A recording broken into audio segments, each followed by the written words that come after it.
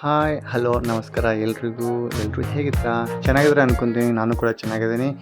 ಒಂದು special video ಇದೆ. ಈ ವಿಡಿಯೋದಲ್ಲಿ ನಿಮಗೆ ವಿಯೆಟ್ನಾಮಲ್ಲಿ ಅಂದರೆ ನ್ಯಾಚಾಂಗಲ್ಲಿರ್ತಕ್ಕಂಥ ಒಂದು ವಿಭಿನ್ನವಾದಂತಹ ಬೌದ್ಧಿಸ್ಟ್ ಟೆಂಪಲ್ಗಳನ್ನು ತೋರಿಸ್ತಾ ಇದ್ದೀವಿ.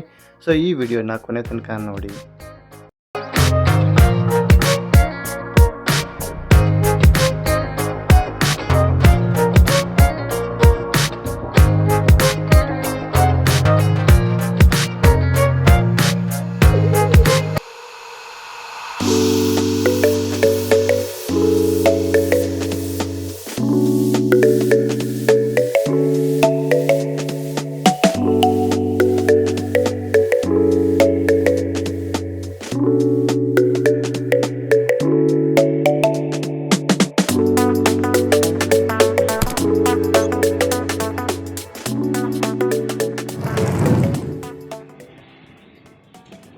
ಸೊ ನಾವು ಈ ಬೋಟಲ್ಲಿ ಹೋಗ್ತಾ ಇದ್ವಿ. ಈ ಬೋಟಲ್ಲಿ ಒಂದು 10 ನಿಮಿಷ ಆಗುತ್ತೆ.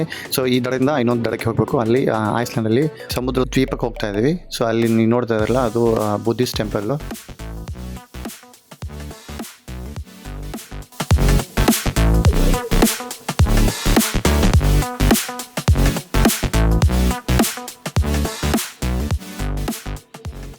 ಸೊ ಅಂದರೆ ಆ ಪಗೋಡಕ್ಕೆ ಹೋಗೋಕ್ಕೆ ಇಲ್ಲಿ ಯಾವುದೇ ತರಹಂಥ ಬ್ರಿಡ್ಜು ಅಥವಾ ಕಾಲ್ನಡಿಗೆ ಅಲ್ಲಿ ಹೋಗೋಕ್ಕೆ ಸಾಧ್ಯ ಆಗೋದಿಲ್ಲ. ಸೊ ಅದ್ರ ಸಂಬಂಧ ಇಲ್ಲಿ ಬೋಟ್ ಸರ್ವಿಸ್ ಕೂಡ ಇಟ್ಟಿರ್ತಾರೆ. ಇದು ಬೋಟ್ ಸರ್ವೀಸು ಎಲ್ರಿಗೂ ಫ್ರೀ. ಯಾರಾದರೂ ಈ ಪಗೋಡನ ವಿಸಿಟ್ ಮಾಡಬೇಕಾದ್ರೆ ಯಾವುದೇ ಥರದ ಇಲ್ಲಿ ಕಾಸ್ಟ್ ಅಂದರೆ ಫ್ರೀ ಇರೋದಿಲ್ಲ, ಎಲ್ಲವೂ ಉಚಿತ ಇರುತ್ತೆ. ಸೊ ಇಲ್ಲಿಂದ ಅಲ್ಲಿ ಹೋಗೋಕ್ಕೆ ಬನ್ನಿ ನೋಡೋಣ ಬುದ್ಧಿಸ್ಟ್ ಟೆಂಪಲು ಹೇಗಿದೆ ಅಂತ.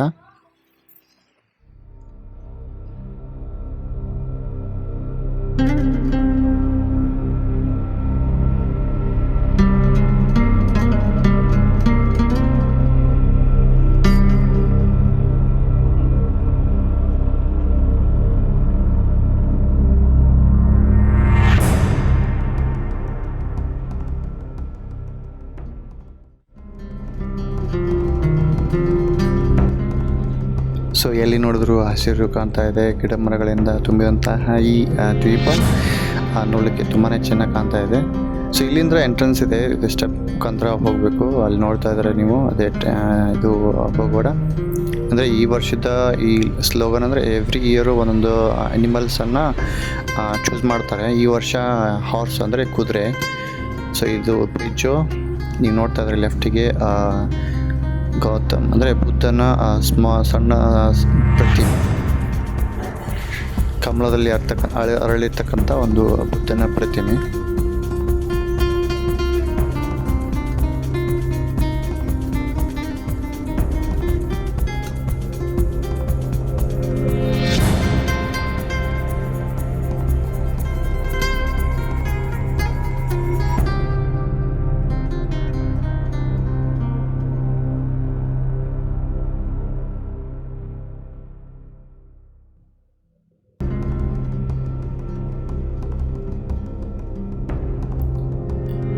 ಸೊ ಮೊದಲಿಗೆ ಇಲ್ಲಿ ಎಂಟ್ರೆನ್ಸಲ್ಲಿ ಬಂದ ತಕ್ಷಣ ಇಲ್ಲಿ ಈ ಬುದ್ಧಿಸ್ಟ್ ಟೆಂಪಲಲ್ಲಿ ಒಂದು ಶಿಕ್ಷಣ ವ್ಯವಸ್ಥೆ ಹೇಗಿದೆ ಅಂತಂದರೆ, ಯಾವುದೇ ತಪ್ಪುಗಳನ್ನು ಮಾಡಿದ್ರು ಕೂಡ ಇದು ಕರ್ಮ ಅನ್ನೋದು ಬಿಡೋದಿಲ್ಲ ಅನ್ನೋದನ್ನು ಈ ಚಿತ್ರಗಳ ಮುಖಾಂತರ ಅಂದರೆ ಸ್ಟೋರಿನ ಬರೆದಿರ್ತಾರೆ.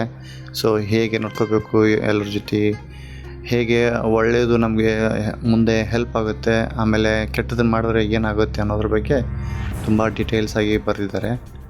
ಸೊ ನಮ್ಮ ಈ ಇಂಡ್ಯಾದಲ್ಲಿ ಗರುಡ ಪುರಾಣ ಹೇಗಿದೆಯೋ ಹಾಗೆ ಇದು ಕೂಡ ಜೀವನದ ಪ್ರತಿ ಒಂದು ಭಾಗನೂ ಹೇಗೆ ನಾವು ಒಳ್ಳೆಯದನ್ನು ಕಲಿಬೇಕು ಅನ್ನೋದ್ರ ಬಗ್ಗೆ.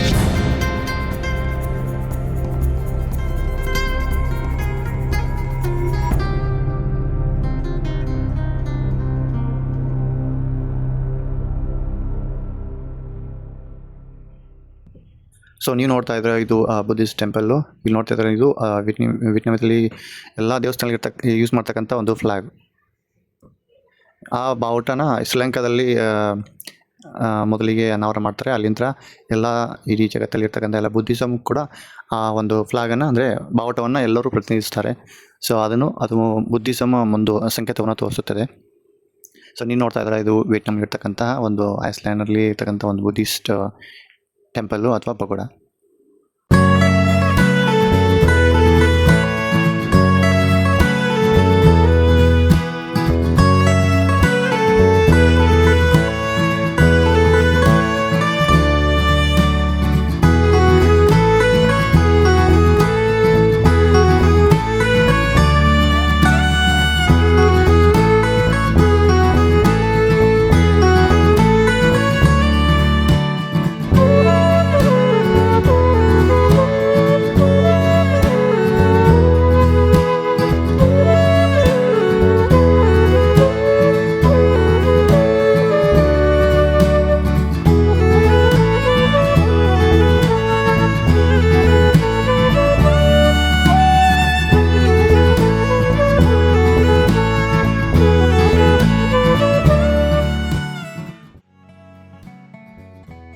ಸೊ ನೀವು ನೋಡ್ತಾ ಇದ್ರೆ ಇದು ವಿಯೆಟ್ನಾಮೀಸ್ ಸ್ಟೈಲಲ್ಲಿ ಒಂದು ದೇವರಿಗೆ ನಮಸ್ಕಾರ ಮಾಡ್ತಕ್ಕಂಥ ಅಥವಾ ಪ್ರೇಯರ್ ಮಾಡ್ತಕ್ಕಂಥ ಒಂದು ವಿಧಾನ. ಸೊ ಈ ಥರ ಮಂಡಿಗಾಲಿ ಕೂತ್ಕೊಂಡು ಎರಡು ಕೈಲಿ 2 ಸ್ಟಿಕ್ಕು ಅಥವಾ 3 ಸ್ಟಿಕ್ಕನ್ನು ಯೂಸ್ ಕೂಡ ಮಾಡಬಹುದು. ಸೊ ಇದು ವಿಯೆಟ್ನಾಮಲ್ಲಿ ಇರ್ತಕ್ಕಂಥ ಒಂದು ಲೇಡಿ ಬುದ್ಧ ಅಂತಲೇ ಕರೀತಾರೆ. ಸೊ ಇದು ಎಲ್ಲ ದೇವಸ್ಥಾನದಲ್ಲಿ ಇರ್ತಕ್ಕಂಥ ಒಂದು ಲೇಡಿ ಬುದ್ಧ. ಸೊ ನೀವು ನೋಡ್ತಾ ಇದ್ರೆ ಇಲ್ಲಿ ಒಂದು ರೆಡ್ ಅಂಡ್ ಯೆಲ್ಲೋ ಕಲರ್ ಇರ್ತಕ್ಕಂಥ ರೈಟ್ ಸೈಡ್ ಅದು ವಿಯೆಟ್ನಾಮೀಸ್ ಫ್ಲ್ಯಾಗು. ಸೊ ಹಾಗೆ ನೀವು ನೋಡ್ತಾ ಇದ್ರೆ ಅಲ್ಲಿ ನಾನಾ ಕಲರಲ್ಲಿ ಇರ್ತಕ್ಕಂತಹ ಒಂದು ಬುದ್ಧಿಸಮ್ ಅದು ಫ್ಲ್ಯಾಗು. ಹಾಗೆ ಆಗಲೇ ಹೇಳಿದಾಗೆ ಅದು ಶ್ರೀಲಂಕಾದಲ್ಲಿ ಅನಾವರಣಗೊಂಡಂತಹ ಒಂದು ಫ್ಲ್ಯಾಗು. ಇದು ಜಗತ್ತಲ್ಲಿ ಎಲ್ಲ ಬುದ್ಧಿಸ್ಟ್ ಯೂಸ್ ಮಾಡ್ತಕ್ಕಂಥ ಒಂದು ಫ್ಲ್ಯಾಗು. ಸೊ ಇದನ್ನು ನೀವು ನೋಡ್ತಾ ಇದ್ದರೆ ಅಲ್ಲಿ ಚೈನೀಸಲ್ಲಿ ಬರೆದಿದ್ದಾರೆ ಎಲ್ಲ ವರ್ಡ್ಸು. ಸೊ ಆ್ಯಕ್ಚುಲಿ ಈ ವಿಯೆಟ್ನಾಮಲ್ಲಿ ಒಂದು 100 ವರ್ಷಗಳ ಕಾಲ ಆಳಿದಂತಹ ಒಂದು ಚೈನೀಸ್ ಕಿಂಗ್ಸು ಅಥವಾ ಚೈನೀಸ್ ಎಂಪೈರ್ ಆಡಳಿತ ಮಾಡಿರ್ತಾರೆ. ಸೊ ಹೀಗಾಗಿ ಇಲ್ಲೆಲ್ಲ ಚೈನೀಸಲ್ಲಿ ಕೂಡ ಮತ್ತು ವಿಯೆಟ್ನಾಮದಲ್ಲಿ ಕೂಡ ಇಲ್ಲಿ ಒಂದು ಲಿಪಿಯನ್ನು ಫಾಲೋ ಮಾಡ್ತಾರೆ. ಸೊ ನೀವು ನೋಡ್ತಾ ಇದ್ದೀರೋ ಇದು ವಿಯೆಟ್ನಾಮೀಸಲ್ಲಿ ಬರೆದಿದ್ದಾರೆ. ಸೊ ಹಾಗೆ ಇಲ್ಲಿ ಲೆಫ್ಟಲ್ಲಿ ಚೈನೀಸಲ್ಲಿ ಕೂಡ ಬರೆದಿದ್ದಾರೆ. ಇಲ್ಲಿ ಒಂದು ಚೈನೀಸಲ್ಲಿ ವಸಾಹತು ಅಥವಾ ರಾಜ್ಯಗಳು ಆಡಳಿತ ಮಾಡ್ತಕ್ಕಂತಹ ಒಂದು 100 ವರ್ಷಗಳ ಕಾಲ ಆಡಳಿತ ಮಾಡಿದಂತಹ ರಾಜ್ಯಗಳು ಸೊ ಇಲ್ಲಿ ಬುದ್ಧಿಸನ್ನು ಫಾಲೋ ಮಾಡ್ತಾಯಿದ್ರು. ಸೊ ಹಾಗೆ ಇಲ್ಲಿ 2 ಫ್ಲಾಗನ್ನು ಎಲ್ಲ ದೇವಸ್ಥಾನಗಳಲ್ಲಿ ಫಾಲೋ ಮಾಡ್ತಾರೆ. ಸೊ ಇಲ್ಲಿಂದ ನೀವು ನೋಡ್ತಾ ಇದ್ರೆ ಅದು ಸಿಟಿ ವ್ಯೂ, ಹಾಗೆ ದೊಡ್ಡ ದೊಡ್ಡ ಬಂಡೆಗಳು, ನೀರಿನ ರಭಸಕ್ಕೆ ಕರಗಿ ಈ ಸಣ್ಣದಾದಂತಹ ಒಂದು ದೊಡ್ಡ ಬಂಡೆಗಳು ಸಣ್ಣದಾಗಿ ಕಾಲಾಂತರವಾಗಿ ಈ ನೀರಿನ ಸೆಳೆತಕ್ಕೆ ಕರಗಿ ಹೋಗ್ತವೆ.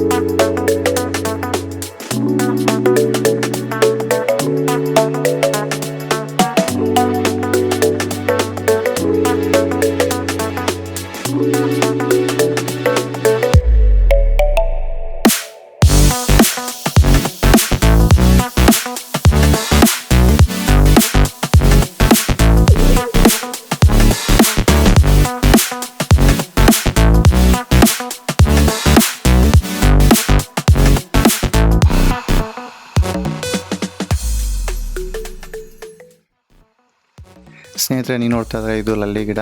ಅಂದರೆ ನಮ್ಮ ಕಡೆ ಇಲ್ಲಿ ಇದನ್ನು ಲಲ್ಲಿಕೆ ಅಂತ ಕರೀತಾರೆ. ಸೊ ನಿಮ್ಮ ಕಡೆಯಲ್ಲಿ ಇದನ್ನು ಏನಂತ ಕರೀತಾರೆ ಅಂತ ಹೇಳಿ ಇಲ್ಲಿ ವಿಯೆಟ್ನಾಮಲ್ಲಿ ವಿಶೇಷವಾಗಿ ಈ ಬೊಗಡಲ್ಲಿ ಕಾಣ್ತು. ಸ್ನೇಹಿತರೆ, ಅಲ್ಲಿಂದ ನಾವು ಇನ್ನೊಂದು ಈ ಬುದ್ಧನ ಒಂದು ದೊಡ್ಡ ಸ್ಟ್ಯಾಚ್ಯೂ ಇರ್ತಕ್ಕಂಥ ದೇವಸ್ಥಾನಕ್ಕೆ ಅಂದರೆ ಬೊಗಡಕ್ಕೆ ಬಂದಿದ್ದೇವೆ. ಸೊ ಇಲ್ಲಿ ನೋಡ್ತಾ ಇದ್ದಾರೆ ನೀವು ಎಂಟ್ರೆನ್ಸ್ಗೆ, ಇದು ವಿಯೆಟ್ನಾಮೀಸ್ ಕಲ್ಚರಲ್ಲಿ ಸ್ಟಿಕ್ಕನ್ನು ಇಡೋಕ್ಕೆ ಅಂದರೆ ಉದ್ದಿನ ಕಡ್ಡಿಯನ್ನು ಬೆಳಗೋಕ್ಕೆ ದೊಡ್ಡದಾಗಿ ಕಾಣ್ತಾ ಇದೆ. ಸೊ ಅಲ್ಲಿ ನೋಡ್ತಾ ಇದ್ದಾರೆ ಅದೇ ಒಂದು ದೊಡ್ಡ ಸ್ಟ್ಯಾಚ್ಯೂ ಅಂತ ಕರೀತಾರೆ. ಈ ಸಿಟಿಯಲ್ಲಿ ಇರ್ತಕ್ಕಂಥ ಒಂದು ಫೇಮಸ್ ಆದಂತಹ ಒಂದು ದೊಡ್ಡದಾದಂಥ ಬುದ್ಧನ ಸ್ಟ್ಯಾಚ್ಯೂ, 2ನೇ ದೇವಸ್ಥಾನ ನೀವು ನೋಡ್ತಾ ಇದ್ದೀರಾ. ಸೊ ಮೊದಲಿಗೆ ಅಲ್ಲಿ ಡ್ರ್ಯಾಗನ್ ಎಲ್ಲ ನೋಡ್ತಾ ಇದ್ದಾರೆ. ಅಂದರೆ ಇಲ್ಲಿ ಚೈನೀಸು ಅಥವಾ ವಿಯೆಟ್ನಾಮದಲ್ಲಿ dragon animals very famous.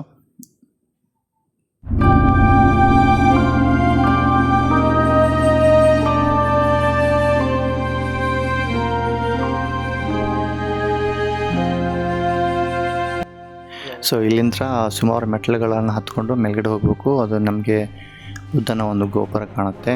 So ಇಲ್ಲಿ ಮೇಲ್ಗಡೆ ಹೋದ ತಕ್ಷಣ ಲೆಫ್ಟಿಗೆ ಒಂದು ಗೌತಮ್ ಬುದ್ಧ ಅಂತ ದೇವರು, ಅಂದರೆ ಬುದ್ಧ ಅವರು ಮಲ್ಕೊಂಡಿರ್ತಕ್ಕಂಥ ಒಂದು ಸ್ಟ್ಯಾಚ್ಯೂ ಕಾಣುತ್ತೆ. ಅದು ಮೋಸ್ಟ್ಲಿ ಥೈಲ್ಯಾಂಡ್ ಲಿಪಿಯಲ್ಲಿದೆ, ನಿಮಗೆ ತೋರಿಸ್ತೀನಿ.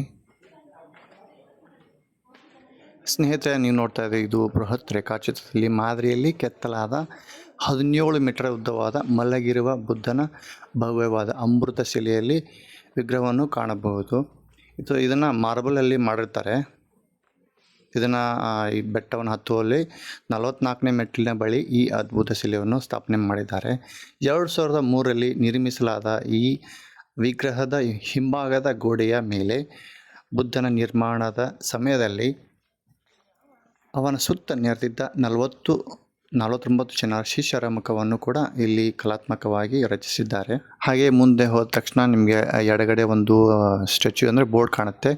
ಸೊ ಆ ಸ್ಟ್ಯಾಚ್ಯೂಲಿ ಬರ್ತಕ್ಕಂಥ ಒಂದು ವಿಷಯ ಏನಪ್ಪ ಅಂತಂದರೆ, ಇವರು ವಿಯೆಟ್ನಾಂ ಯುದ್ಧ ನಡೆದಂತಹ ಒಂದು ಸಮಯದಲ್ಲಿ ತಮ್ಮ ಪ್ರಾಣವನ್ನು ಬೆಂಕಿಯಿಂದ ಆಹುತಿ ಮಾಡಿಕೊಂಡು ಈ ಬೌದ್ಧ ಧರ್ಮ ಮತ್ತು ಶಾಂತಿ ನೆಲೆಸಬೇಕಂತ ಹೇಳಿ ತಮ್ಮ ದೇಹವನ್ನು ಮತ್ತು ಹಾಗೆ ತಮ್ಮ ಜೀವನವನ್ನು ಆ ಬೆಂಕಿಗೆ ಮುಖಾಂತರವಾಗಿ ಈ ದೇಶಕ್ಕೆ ಸಮರ್ಪಣೆ ಮಾಡಿರ್ತಾರೆ.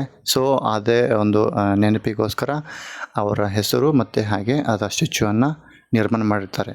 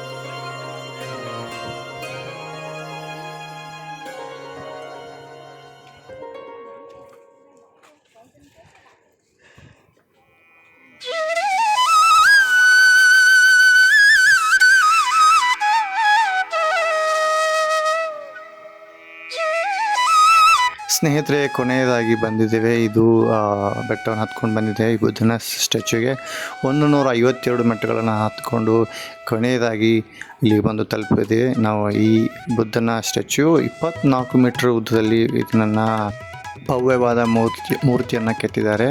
ಸೊ ಇದರ ಹೈಟು 24 ಮೀಟರ್ ಉದ್ದ ಇದೆ. ಹಾಗೆ ಇದು ಬಿಳಿ ಬಣ್ಣದಲ್ಲಿ ಮೂರ್ತಿಯನ್ನು ಕೆತ್ತಲಾಗಿದೆ. ಹಾಗೆ ಸುಲಭವಾಗಿ ನೋಡಬಹುದು. ಸೊ ಈ ಬುದ್ಧನ ಪ್ರತಿಮೆ ಕಮಲದ ಹಾಸಿಗೆ ಮೇಲೆ ಪ್ರತಿಷ್ಠಾಪನೆ ಮಾಡಿದ್ದಾರೆ. ನೀವು ನೋಡ್ತಾ ಇದ್ದೀರ, ಸುತ್ತಲೂ ಇರ್ತಕ್ಕಂಥ ಈ ಕಮಲದ ಹೂವಿನ ಹಾಸಿಗೆಯಲ್ಲಿ ಇರ್ತಕ್ಕಂಥ ಈ ಕಮಲದ ಎತ್ತರ 7 ಮೀಟರಲ್ಲಿ ಎತ್ತರದಲ್ಲಿ ನಿರ್ಮಾಣ ಮಾಡಿದ್ದಾರೆ. ನೀವು ನೋಡ್ತಾ ಇದ್ದೀರ, ಸುತ್ತಲೂ ನೀವು ಕಾಣ್ತಕ್ಕಂಥ ಈ ಬುದ್ಧನ ಸನ್ಯಾಸಿಯಾದಂತಹ ಅವರ ವಿವರ ಮತ್ತು ಹಾಗೆ ಅವರ ಭಾವಚಿತ್ರಗಳನ್ನು ಕೂಡ ಇಲ್ಲಿ ಒಂದು ಬಗೋಡದ ತುಂಬೆಲ್ಲ ಕೆತ್ತಿದ್ದಾರೆ. ಸೊ ಇದು ನೋಡ್ತಾ ಇದ್ದಾರೆ ನೀವು. ಇಲ್ಲಿ ವಿಯೆಟ್ನಾಮದ ಕಲ್ಚರಲ್ಲಿ ಹಾಗೆ ಮೊದಲೇ ಹೇಳಿದ ಹಾಗೆ ಉದ್ದಿನ ಕಡ್ಡಿ ಅಥವಾ ಸ್ಟಿಕ್ಸನ್ನು ಬೆಳಗತಕ್ಕಂಥ ಒಂದು ಪಾತ್ರೆ. ಸೊ ಹಾಗೆ ಒಳಗಡೆ ಹೋದಂತಹ ನೀವು ಒಂದು ಭವ್ಯವಾದಂತಹ ಒಂದು ಚಿತ್ರವನ್ನು ನೋಡ್ಬೋದು. ಸುತ್ತಲೂ ನೀವು ನೋಡ್ತಾ ಇದ್ದೀರ ಬೌದ್ಧ ಸನ್ಯಾಸಿಗಳಾದಂತಹ ಅವರ ಭಾವಚಿತ್ರ, ಹಾಗೆ ಸುತ್ತಲೂ ಒಂದು ವಿಭಿನ್ನವಾದಂತಹ ಚಿತ್ರಗಳು, ಹಾಗೆ ಗಿಡ ಮರಗಳು, ಒಂದು ಇತಿಹಾಸವನ್ನು ಹೇಳ್ತಕ್ಕಂಥ ಒಂದು ಸುಂದರವಾದ ಬುದ್ಧನ ಸ್ಟ್ಯಾಚ್ಯೂಗಳು, ಹಾಗೆ ಅವರ ಶಿಷ್ಯಂದಿರುಗಳು.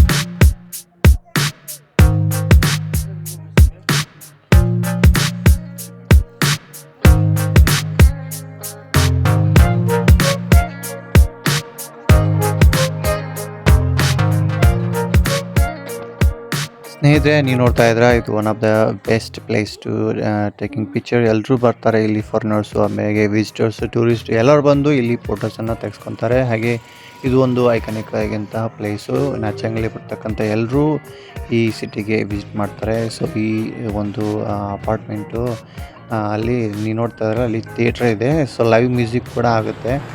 ಸೊ ಫಂಕ್ಷನ್ಸು, ಲೈವ್ ಮ್ಯೂಸಿಕ್ಕು, ಆಮೇಲೆ ಕೆಲವೊಂದು ಪ್ರೋಗ್ರಾಮ್ ಕೂಡ ನಡೀತವೆ ಈ ಪ್ರದೇಶದಲ್ಲಿ. ಸೊ ನೋಡಲಿಕ್ಕೆ ಎಷ್ಟು ಚೆನ್ನಾಗಿದೆ ಕಾಣ್ತಿದೆ ನಿಮಗೆಲ್ಲ. ಸೊ ಈ ವಿಡಿಯೋ ನಿಮಗೆ ಇಷ್ಟ ಆಗಿದ್ದರೆ ದಯವಿಟ್ಟು ಸಬ್ಸ್ಕ್ರೈಬ್ ಮಾಡಿ, ಲೈಕ್ ಮಾಡಿ, ಹಾಗೆ ಶೇರ್ ಮಾಡಿ. ನಿಮ್ಮ ಈ ಸಪೋರ್ಟು ತುಂಬಾ ನನಗೆ ಬೆಂಬಲವನ್ನು ಕೊಡುತ್ತೆ. ಸೊ ಹಾಗೆ ಮತ್ತೆ ಮುಂದಿನ ವಿಡಿಯೋದಲ್ಲಿ ಸಿಗೋಣ. ಥ್ಯಾಂಕ್ ಯು, ನಮಸ್ತೆ, ಬಾಯ್, ಟೇಕ್ ಕೇರ್, ಸಿ ಯು.